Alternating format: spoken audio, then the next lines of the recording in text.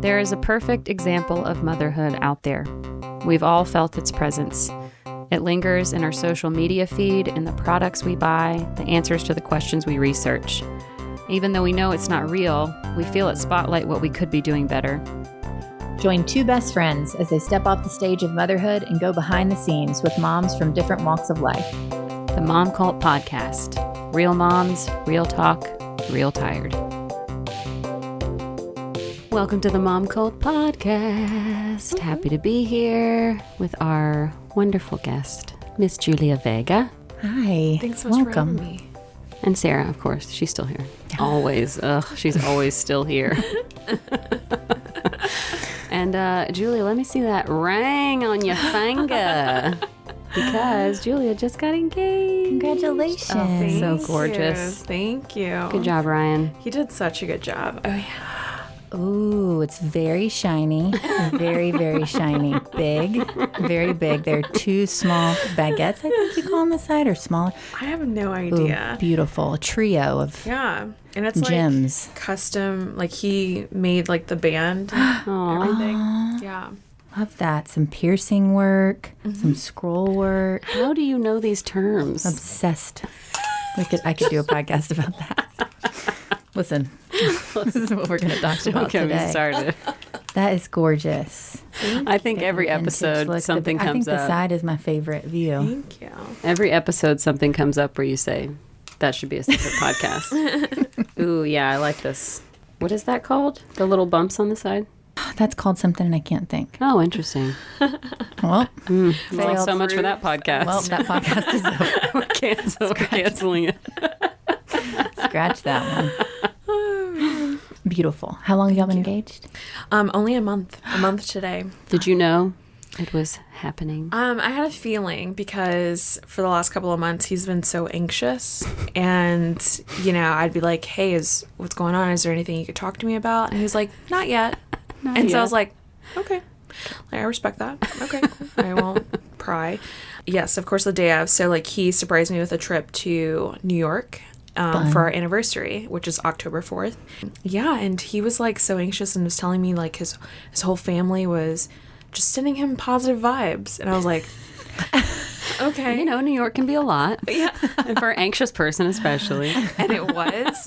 I have so many stories about New York. That's a different time. But yeah, so I was like, okay. And then he was just really anxious. And I was like, oh my God. But yeah, he surprised me with, we went to Central Park and yeah, we walked around. He was like, we need to walk around for 2 minutes. And I was like, okay. He was like, we're going to get somewhere. And I was like, okay. And then At that point, what point were you like, yeah, I knew, well, I think this might be happening? yeah, because when we were walking, so I have this other ring on my right hand that used to be on my left hand here. And so while we're walking, I literally just took it off and put it on my right smooth. hand so that it was bare for him to propose. And yeah, we were by this little pavilion by a pond. And I was like, oh my God, oh my God, oh my God. I'm just going back and forth, oh my God. And he was like, well, this is a really big moment. And I was like, oh my God. And of course, there was a photographer and videographer. Yes, I saw the hiding in the photos. bushes and stuff. And they popped Wow. out. God, the logistics of that Yeah. alone. It's crazy. No wonder he was anxious. Yes. A lot of moving parts that Yeah. need to go That exactly is so right. much. Oh my gosh. Oh, God. But it was great, and I'm so happy it happened. He's been planning this since June. That's what he told me. And then bought the ring in July. So So sweet. he was holding on until our anniversary to pop the question. Really cute. That's awesome. Congratulations. Thank you. Yeah. Well, you are our first, I don't know, what would you call it, non-traditional mom Yes. guest? Yeah. And I'm, Alternative. I've been nervous. I am admittedly feel out of my depth because we're going to be talking about things that I don't have any experience with Yeah. and much relation to.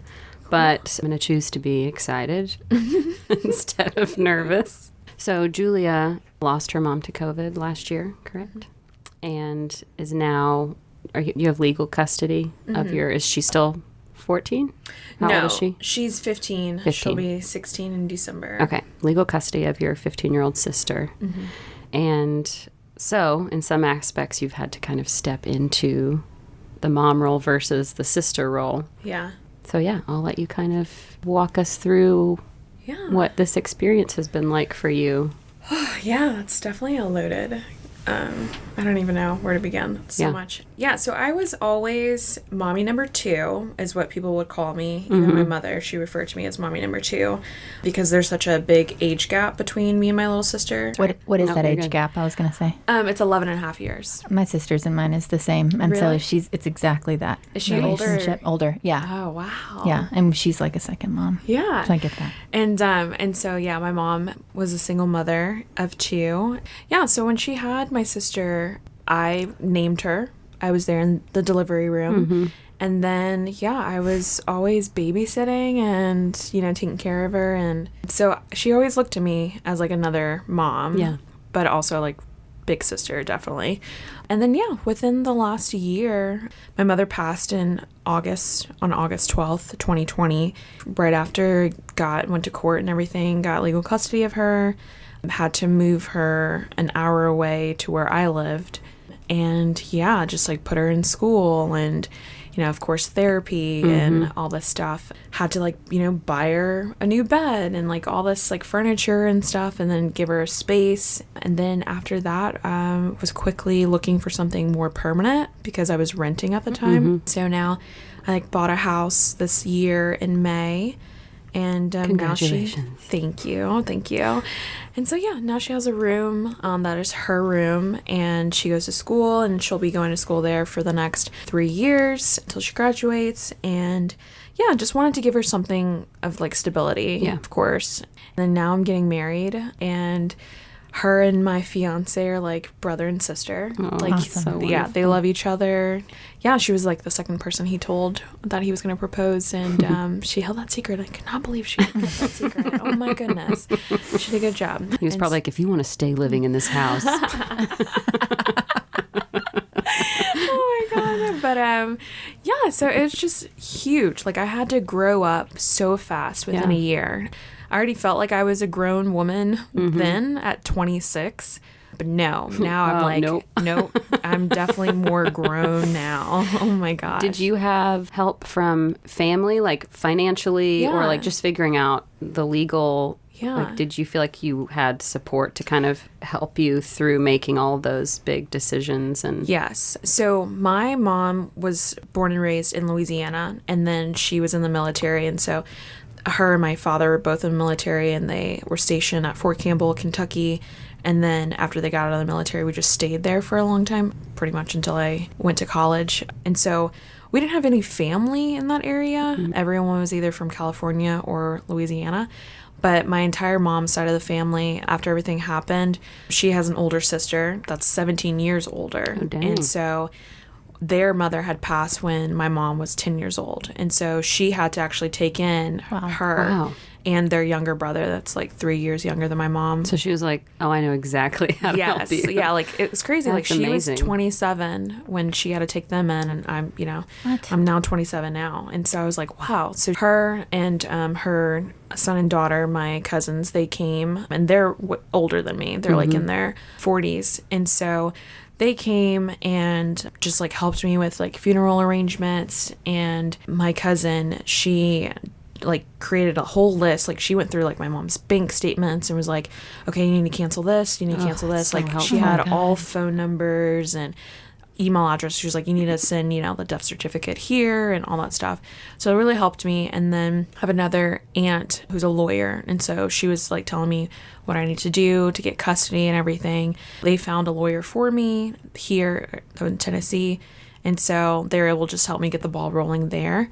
And then personally, like I had, so many great friends and sorority sisters that they were just coming out of the woodworks who are like psychologists and were like, hey, here's some recommendations in Tennessee for, to find a therapist for your little sister and, social workers and stuff. And so everyone was just coming with like input. And then, of course, having to pack up my mother's house, everyone came then and was like helping me do whatever I needed to do. Was it hard to choose things to keep versus things to get rid of? No. So like I jokingly say like years ago, my mom, I would call her a hoarder, but she wasn't really a hoarder, but she kind of was. And I feel like I know exactly what you mean. I get that. That's my mom too. you know, like it's not like from floor to ceiling with stuff, but there's like, why do you still there's have some this? trinkets. Yeah.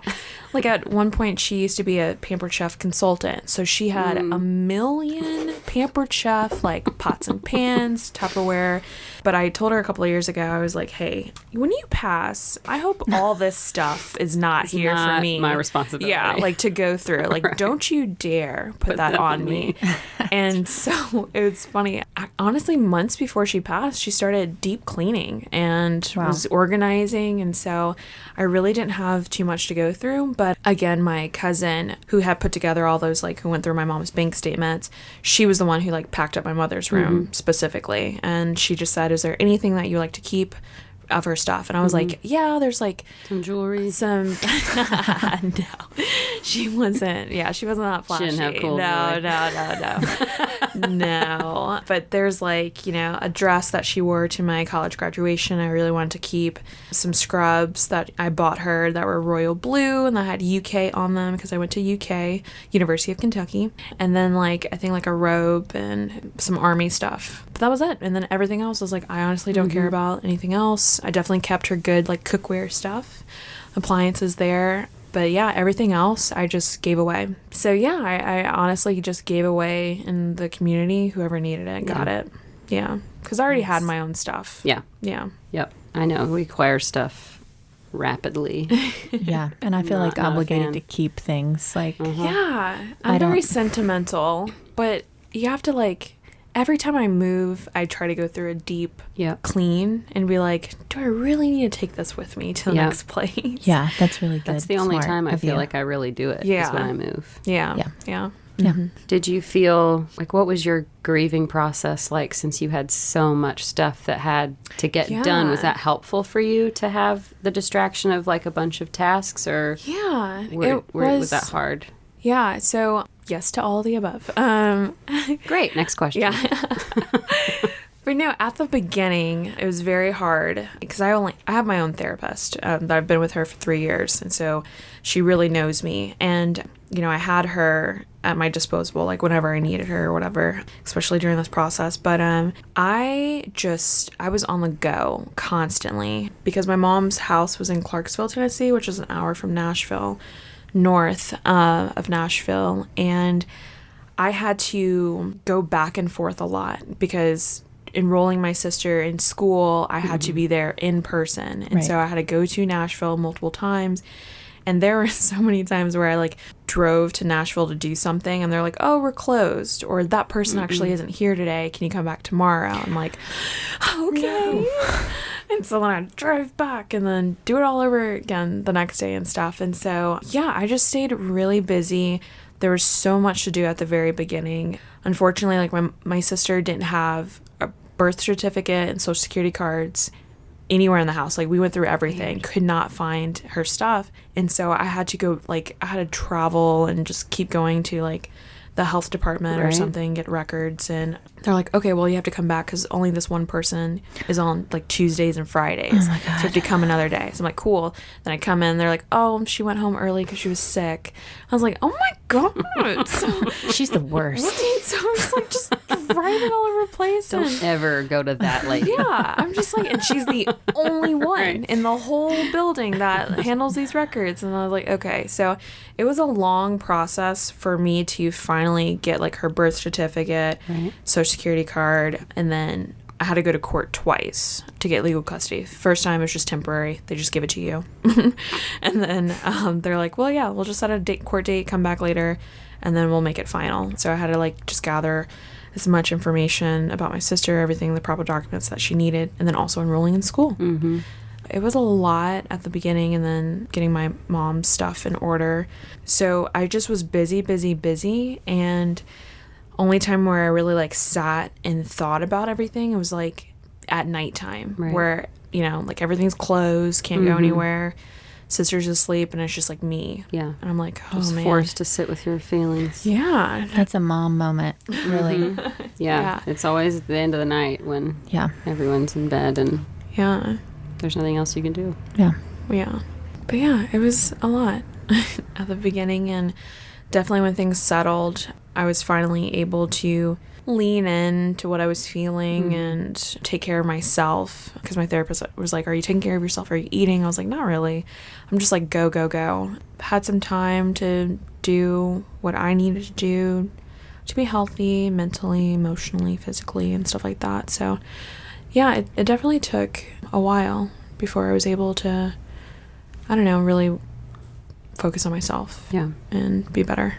It sounds like you handled it like as well. Pro. Literally. Yeah. I mean, an incredible support system, it sounds like, Yeah. but better than I would, let's just say. Yeah.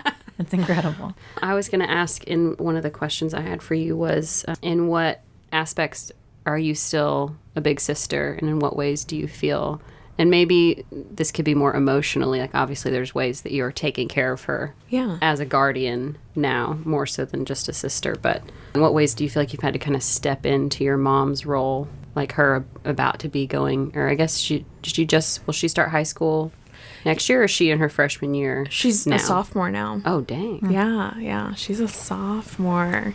2.5 more years. You got this. We got this. 2.5 more years.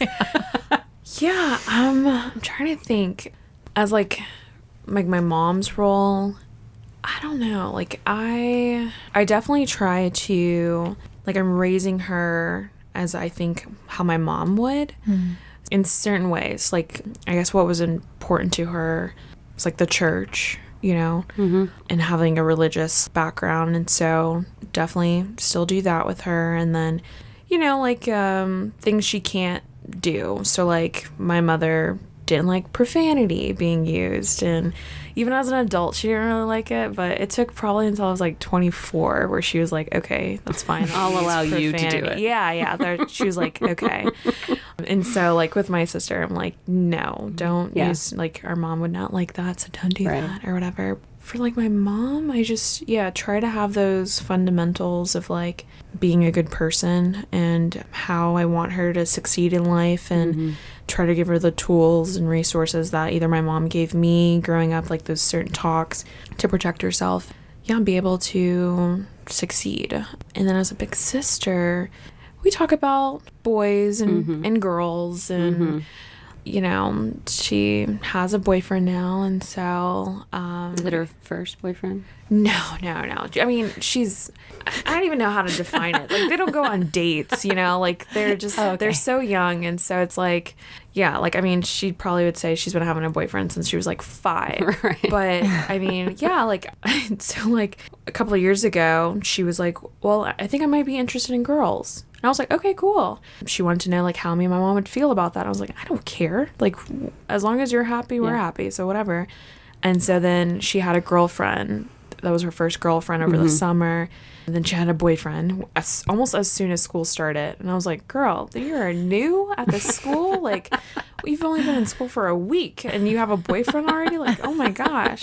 She's fine. Yeah. And then that didn't work out. And now she has a new boyfriend, and he seems to have a good head on his shoulders, so that's great. But I just, like, you know, if whatever she wants to talk to me about, like, you know, I'll tease her and be like, oh yeah, I heard you call him babe on the phone earlier.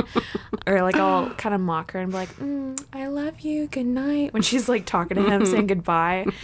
And she's just like, oh, shut up. But I keep trying to tease her as like a big sister would, and try not to be as strict as a parent, or maybe my mom would be. Try to kind of have that balance. Like, want her to talk to me as a big sister, but also to know that I'm her guardian, and that she can't just do whatever she wants. You're still responsible for her at the end of the day. And has to be respectful. And her decisions affect you. So I think that kind of teasing, like, lets her know. I mean, I'm just thinking as her, lets her know that you're aware and you're like listening, like you're aware and you hear what's happening, and just like that presence would make me feel safe, you know? When you can take everything so seriously at that age, that just to have somebody around to keep things light, even if as a teenager you hate it.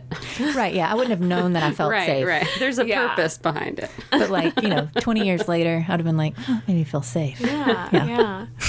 That's the goal. That's the goal. Do you feel like stepping into your mom's role a little bit has helped you with the grieving process and healing process? Like, does it kind of feel like you have her in your ear in that role? I don't know if that question makes sense. No, I think so. So it was really hard for me to grieve because I now am responsible for another person. And my number one priority was to make sure that she was okay. Make sure that she was seeing a therapist like every week and her social worker in between that time, and just make sure that she was healthy and that she was processing this, because not only did she like lose her mother, but also we were in a pandemic and she started high school online. You know, she didn't get to have a normal high school experience. And so she had to do it online and then try to get to know people. Like, she didn't have any friends, and then she moved an hour away where she didn't know anyone. So she was just going through a lot. And so I didn't really worry about what I needed until she was being more comfortable with herself, and then where I felt like she was starting to heal. So it was really hard, really, really hard. Yeah, I don't know. I don't think I honestly got to grieve like a normal person losing their mom. Yeah, there's a lot of ups and downs.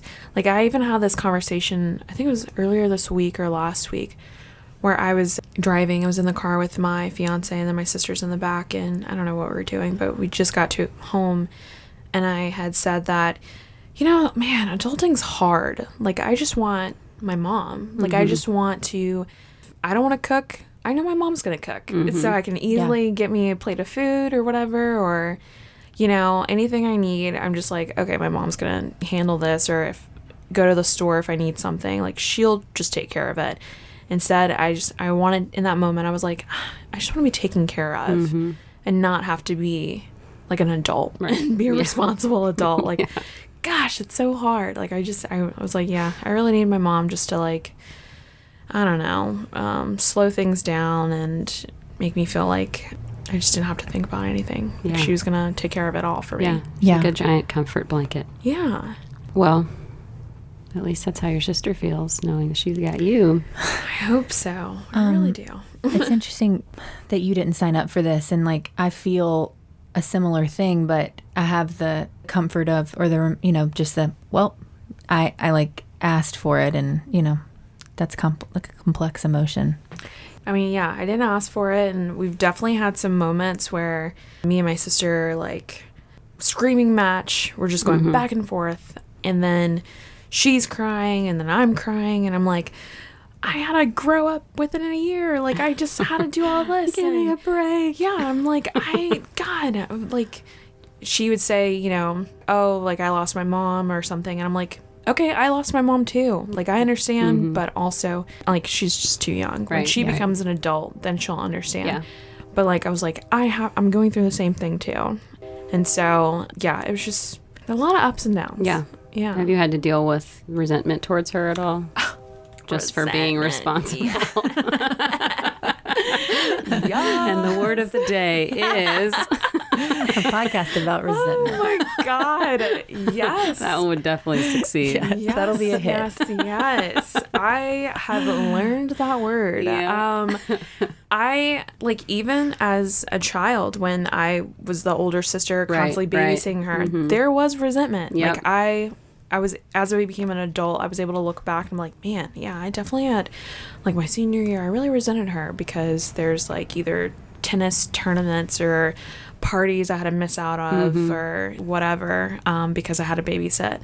And so then now I was like, oh my gosh, there's, like, so much I'm trying not to miss out on because I have to take care of her and I'm responsible for her. So for many months, probably I would say, like, the first 7 months, it was all about her. And so, like, I would go everywhere with her. Like, she would tag along with me. When me and my fiance were first dating, she actually went on dates with us because she didn't want to be alone. Right. And then we slept in the same bed for months.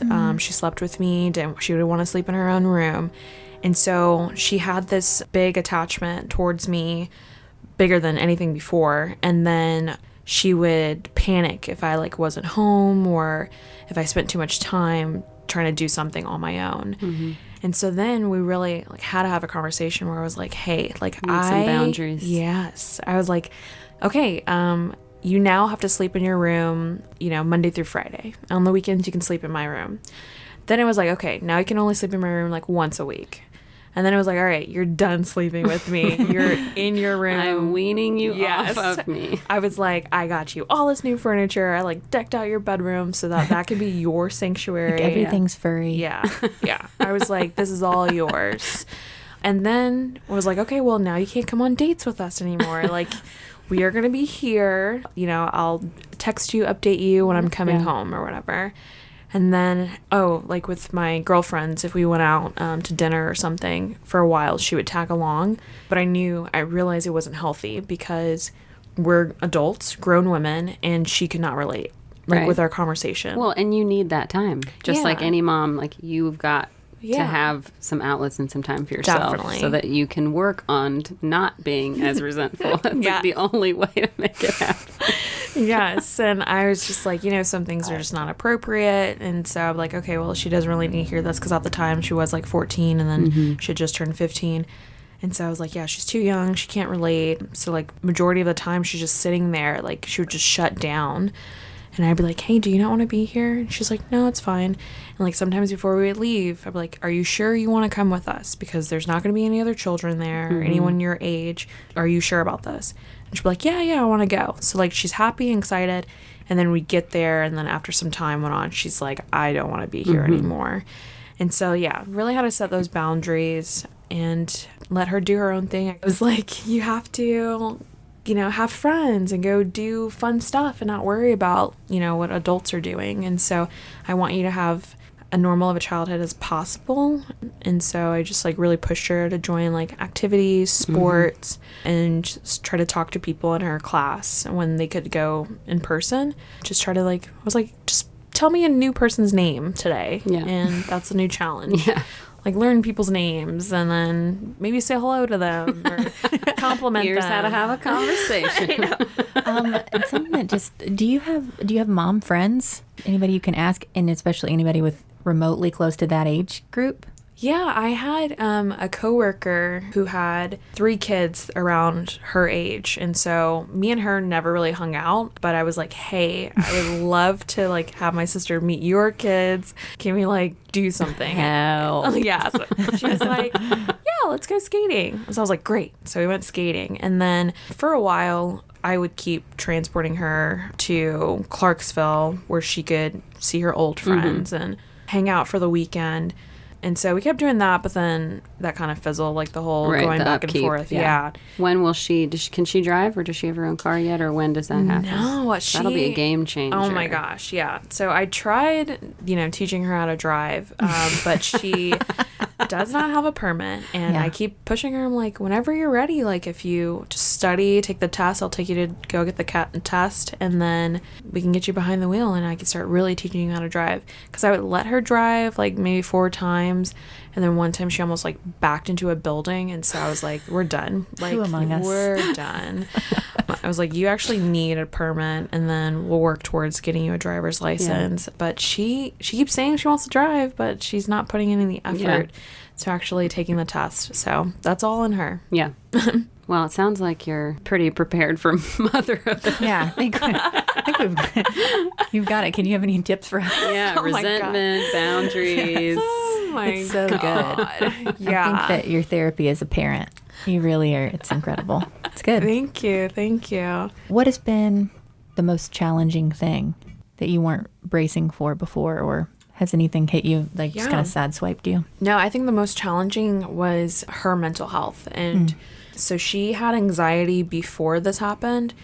I never had anxiety as like growing up, more as an adult, like from stress or whatever, but always very manageable. And so she had panic attacks and then thoughts of suicide.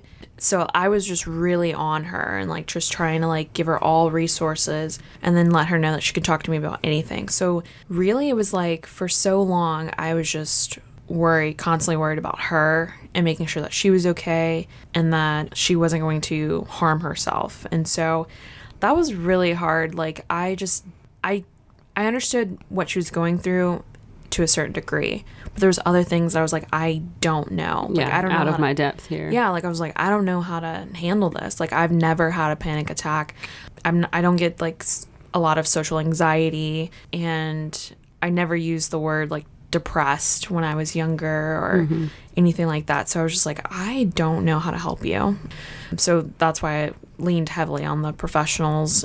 I don't know, just try to talk to her at home. But yeah, it was very hard having those conversations where I was like, I don't know what this is like. Well, and just so scared too of like, I don't want to say the wrong thing. Yeah, in which I've said the wrong thing numerous times. Well, everybody does. Yes, we all. I mean, Definitely. daily. Yeah, definitely times where I was like, all right, I should not have said that. And then I was like, okay, I need to, after she's calmed down, let me talk to her again. I'd be like, okay, that's not what I meant when I said this. And I apologize. Like, I should not have said this. And this is what I was thinking, or this is what I was feeling, or this is why I was so upset. And then be able to talk better, more level-headed with each other. Do things feel like, because it's been over a year now, right? Do things feel a little more settled? Yeah. Like emotionally, physically? Yeah, I definitely don't cry as much. So I think that's nice. I think we're both healing, and I think we're starting to get a routine. I knew from pretty early on that she is better with structure. So like I needed structure and discipline. You know, we have a routine at home, Monday through Friday, what's expected. Luckily, with like talking to her therapist and like social worker, I was able to come up with, these are expectations, and this is like chores, and this is, you know, these are consequences if you don't meet these expectations. And then having, just really holding her up, accountability. Yeah. That's the word I'm looking for. Just making sure she's accountable. And sometimes expectations have to change, or like the consequences are having to change because they're just not working anymore. Right, So right. I'm like, cool, I have to like restructure Ever-flowing. things. Yeah. And so I'm like, all right, let's have a discussion. Let's go through this again. So things are getting easier, and she's becoming more and more mature. So yeah, things are getting easier. It's wild to me that, and maybe it's because I'm looking for it, but the similarities in the regular trajectory of being a mom and this, it's like every single thing I'm like, yeah, that feels like this. And I have a 2-year-old, but it's still like, Oh, wow. The same you know, like general. yeah, like the everything concept keeps of- progressively getting, like you're learning and you have to change the consequences. Every single thing you said is something that is similar. It's crazy. Yeah. Yeah. I hope I'm going to be prepared for when I have my own children. I mean, I think this is already. this is like the Preparing template for you how a to lot. handle this. Straight up, I'm like, whoa, Yeah. this is very healthy. That's so funny. It is. But yeah, Awesome. I look back I have my degree in psychology, and I minored in early childhood education. Okay. And so There we go. You buried the lead. I should have started with that. Yeah. And so Everything you've said now is not as impressive as it was before. No, it is. Mom.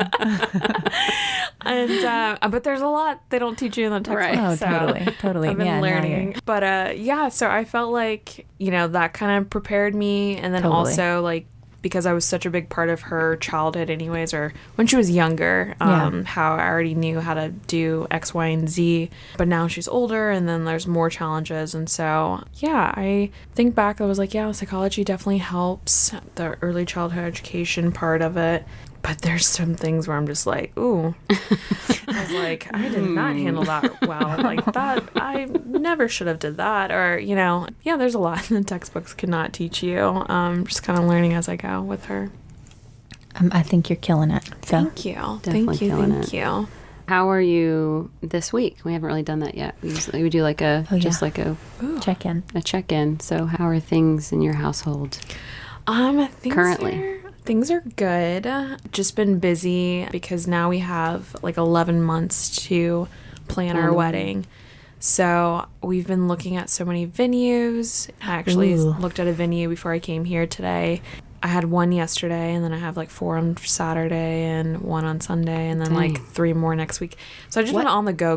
That's all venues or meetings for Venues. Yeah, all just touring venues. Nice. And already spent hours like going through like websites and stuff. Yeah, I'm just like tired and ready to like just find one that I love, book it, and then I can start moving on to the next step of like the planning process. And then also my fiance, he started a new job this week, and now it's like more hours that he's gone working. And so we're now having a transition where, you know, he'll come home and it's later in the day, and then it's like really all we have time for is, of course, he takes a shower, eats something, he's ready for bed. Yeah. And so now, I mean, after this week, we're going to have to figure out like how can we maximize our time together and still have that balance that we had before. Yeah. So we'll see how that goes.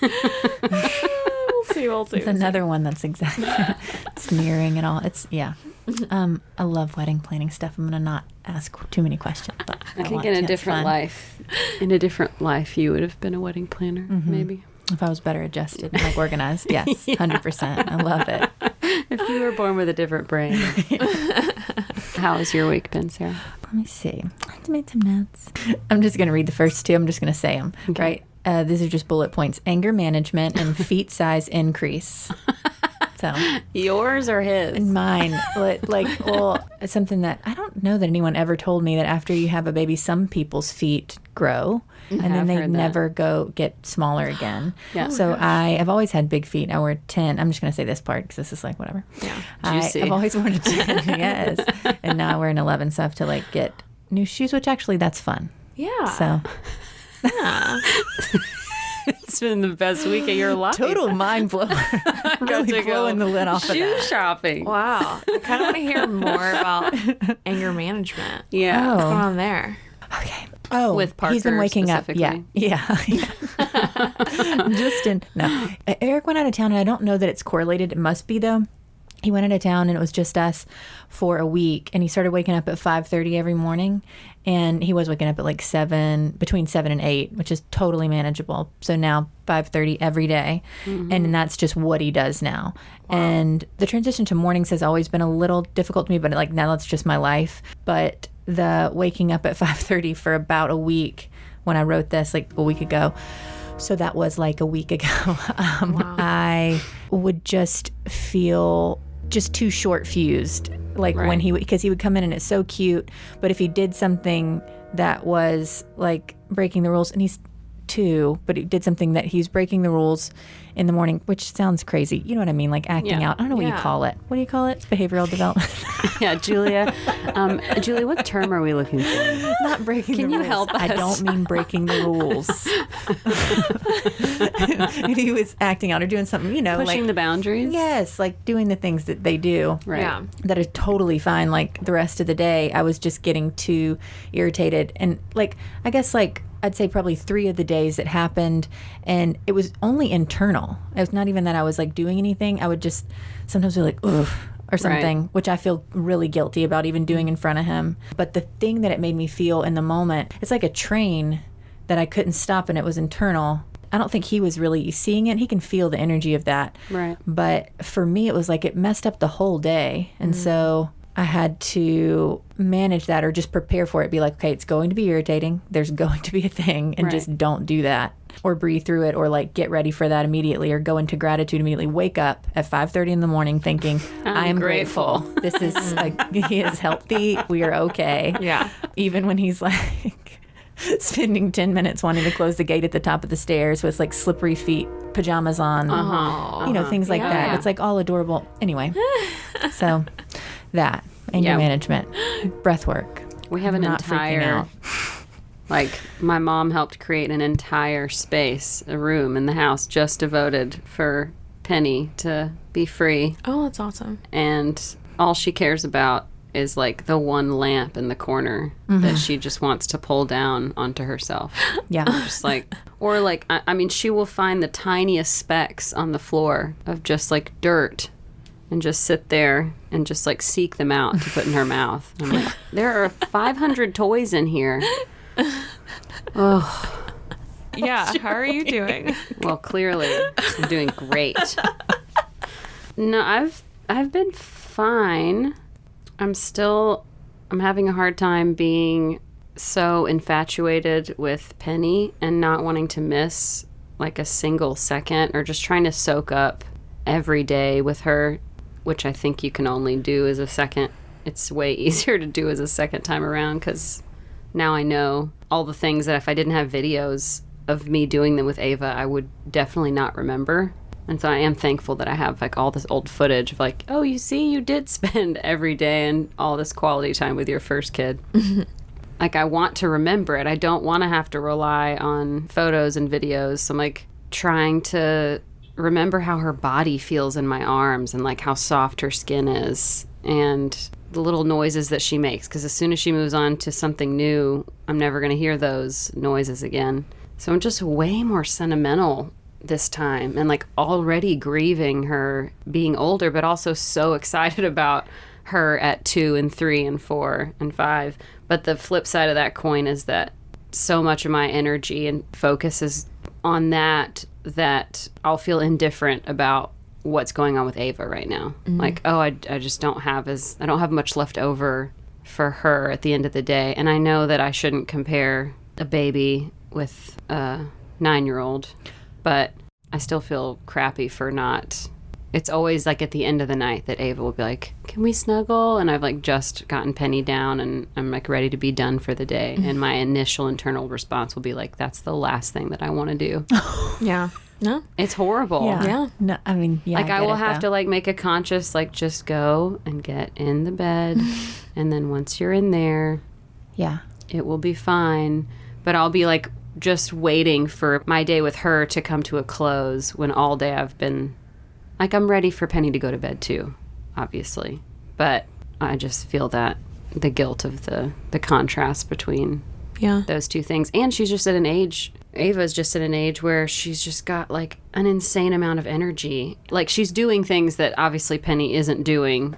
So it's just easier to get frustrated with what the older one is doing. Oh, I was just thinking today about with your first kid, it felt so much about me. Like there's so much self-work and self-change that comes with your first kid because you're just kind of, everything kind of turns upside down. You're kind of redefining yourself and what your day looks like and what you want your life to look like, what you want your family to look like. And now that I'm a more fully formed version of myself for the second kid, it's just been nice having the freedom and the space to enjoy it more this time instead of being so in it the first time. Yeah. Mm-hmm. That's it. Gotcha. Nothing mind-blowing.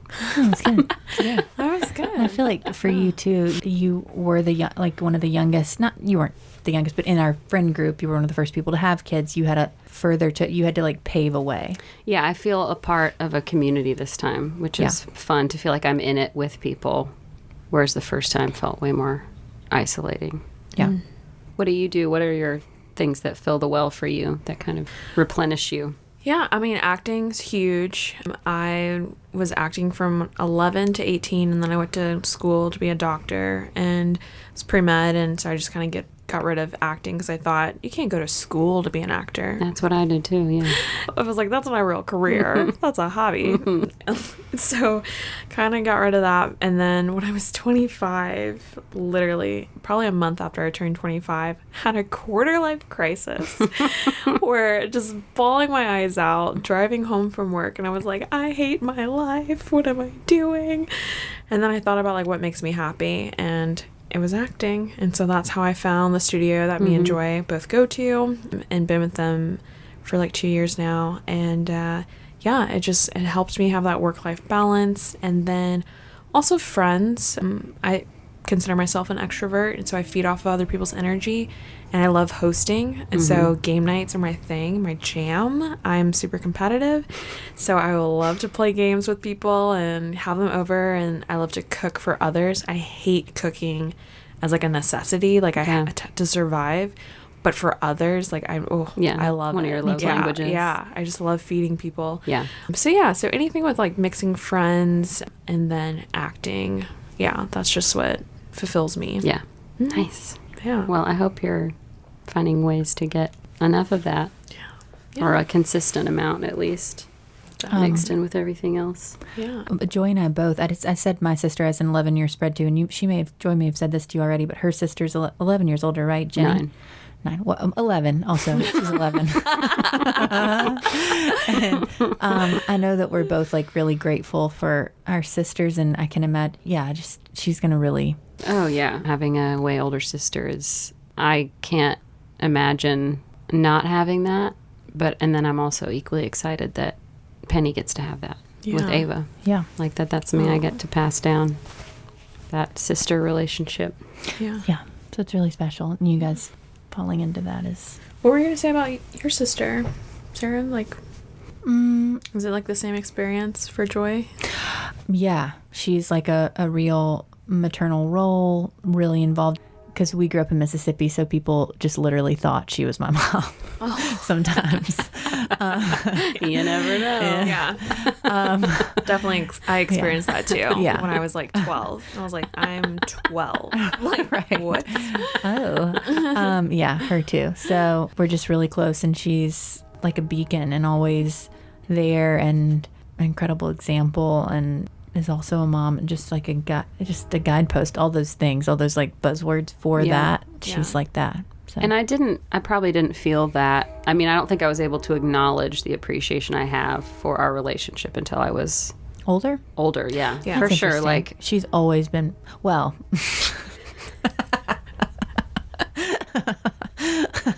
she's always been there for you. Yes. Congratulations. My My sister or yours? No, mine. She's always been like my hero. Yeah, mine too. Yeah. Thank you for being here. This separate from podcast stuff, but thank you for doing this. Thank you. I know I should say it after, but again, I'm not good at it. All right, are we ready for this? Well, You just tell me when you're ready. I'm just going to get the timer. I'm going to say, did I already say we're going to do no spoilers? I think this is going to be the easiest one for me ever because there's like one sentence that I can really say without spoilers, I feel like. And then I just want to talk about, I assume that you love it. So, Yeah. Okay, yeah. Do you know the deal? Yeah, I get 1 minute, like literally 1 minute, which is really hard for me. Wow. To say. But then we can talk Normally. about things afterwards. But Yeah, that's the point. the gimmick is that she gets 1 minute to I want like a to be concise. and like a song.